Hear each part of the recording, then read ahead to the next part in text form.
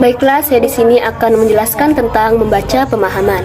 Membaca pemahaman adalah kegiatan membaca yang berusaha memahami isi bacaan. Nah, maksudnya di sini seorang pembaca diberikan teks atau wacana untuk memahami bahan bacaan yang ada. Apabila pembaca bisa memahami apa isi dari bacaan tersebut, seorang pembaca dikatakan memahami bacaan secara baik karena dia mampu mengungkapkan apa isi dan arti dari bahan bacaan tersebut. Yang kedua, tujuan membaca. Tujuan membaca pemahaman untuk mengetahui informasi dari bahan bacaan yang telah dibaca. Pastinya tujuan membaca tersebut itu untuk mengetahui isi dari bahan bacaan tersebut, untuk dijelaskan kembali apa isi yang telah dibaca. Selanjutnya, proses pemahaman membaca. Yang pertama ada aspek sensori atau alat penginderaan. Yang kedua, aspek persepsi. Yang ketiga ada aspek rangkaian. Yang keempat, aspek pengalaman. Yang kelima ada aspek berpikir. Yang keenam ada aspek belajar. Yang ketujuh ada aspek asosiasi. Dan yang kedelapan adalah aspek afektif. Rubin membagi jenis membaca pemahaman menjadi 4 jenis, yaitu pemahaman literal, yang kedua pemahaman interpretatif, yang ketiga pemahaman kritis, dan yang keempat pemahaman kreatif.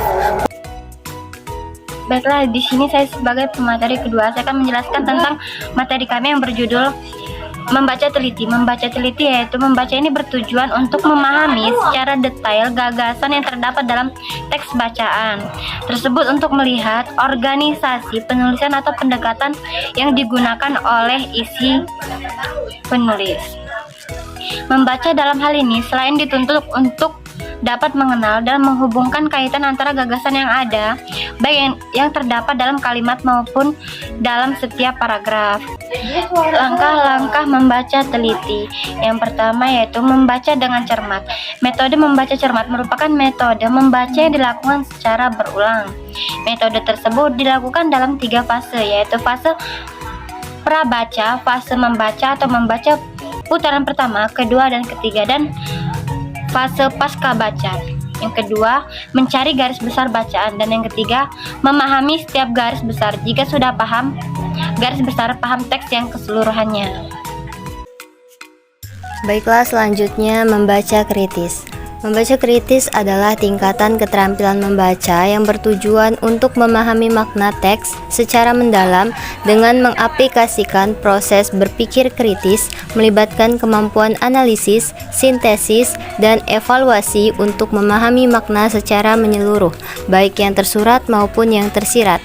Membaca kritis tingkatannya lebih tinggi daripada keterampilan membaca yang lainnya, karena dalam membaca kritis itu dituntut untuk yang pertama memahami bahan bacaan, yang kedua menganalisis atau mencari kesalahan yang terdapat dalam bahan bacaan, yang ketiga mengevaluasi bahan bacaan, dan yang terakhir adalah memberikan tanggapan terhadap bahan bacaan. Tujuan membaca kritis yaitu untuk mengetahui fakta-fakta yang terdapat dalam teks bacaan, kemudian memberikan penilaian terhadap fakta-fakta itu. Pembaca tidak sekadar menyerap yang ada, tetapi bersama penulis berpikir tentang masalah yang dibahas. Langkah-langkah membaca kritis. Yang pertama, melakukan survei pada isi buku. Survei di sini maksudnya adalah mengamati, mengobservasi isi dari buku yang akan kita baca. Yang kedua, membuat pertanyaan mengenai apa yang ingin kita ketahui dari isi buku tersebut. Yang ketiga, membaca lebih detail. Setelah membuat pertanyaan, kita membaca keseluruhan isi buku untuk mengetahui informasi yang ingin kita dapatkan. Yang keempat, melakukan evaluasi bahan bacaan, yaitu melakukan suatu atau sebuah penilaian terhadap isi bacaan tersebut. Dan yang kelima, meninjau ulang bahan bacaan. Selanjutnya, teknik membaca kritis. Yang pertama, dapat mengerti isi bacaan yang dituju. Yang kedua, mengenali fakta dan menginterpretasikan atau menafsirkan apa saja yang dibaca. Dengan kata lain, mengerti ide pokok dari teks bacaan. Yang ketiga, mengetahui fakta penting dan dapat membuat kesimpulan dari bahan bacaan tersebut. Dan yang keempat, dapat menginterpretasikan ide-ide tersebut. Interpretasi di sini yaitu mengartikan atau menganalisis ide-ide pokok yang terdapat di dalam teks bacaan. Terakhir yaitu manfaat membaca kritis. Manfaat dari membaca kritis ini adalah kita dapat melatih berpikir kritis dan aktif, juga dapat menguatkan daya ingat pembaca karena dari bahan bacaan tersebut kita dapat memahami secara kritis dan detail terhadap suatu permasalahan yang dibahas. Baik, di sini saya akan menjelaskan membaca ide adalah sejenis kegiatan membaca yang bertujuan untuk mencari, memperoleh, serta memanfaatkan ide-ide yang terdapat dalam bacaan. Membaca ide merupakan kegiatan membaca yang bertujuan untuk mencari jawaban atau pertanyaan berikut dari suatu bacaan. Yang pertama, mengapa hal itu merupakan judul atau topik yang baik?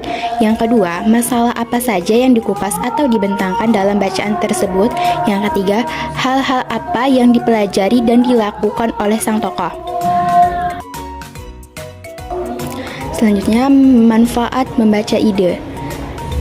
Manfaat membaca ide dibagi menjadi 3. Yang pertama, memberikan banyak manfaat bagi tercapainya tujuan membaca yang optimal dan mampu membawa kepada peningkatan berbahasa bagi pembacanya. Yang kedua, dapat menemukan gagasan ide yang terkandung pada bacaan dengan tepat tanpa membacanya secara keseluruhan secara detail. Yang ketiga, kita dapat menghemat waktu dan tenaga dalam membaca. Baik, di sini saya akan menjelaskan tentang membaca kreatif. Membaca kreatif adalah kegiatan membaca yang tidak hanya sekedar menangkap makna tersurat, tetapi mampu secara kreatif menerapkan hasil bacaannya dalam kehidupan sehari-hari. Setelah membaca, pasti muncul ide-ide, sehingga muncul penafsiran baru. Setelah membaca juga muncul ide baru, atau ada hasil yang dikembangkan.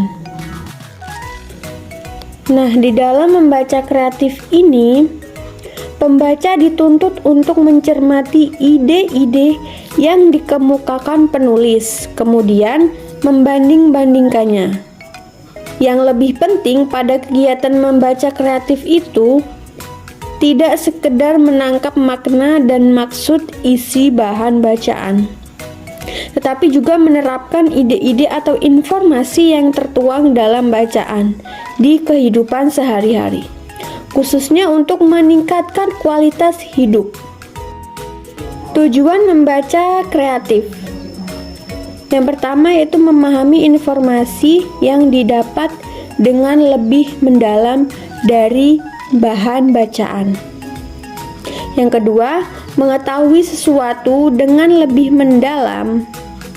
Contohnya, seorang pembaca saat membaca sebuah buku tidak akan berhenti di situ saja, tetapi ia selalu mencatat sesuatu yang dianggapnya penting, menandai sesuatu yang dianggap sulit atau asing, dan selalu mengaplikasikannya dengan kehidupan sehari-hari serta meningkatkan bacaannya.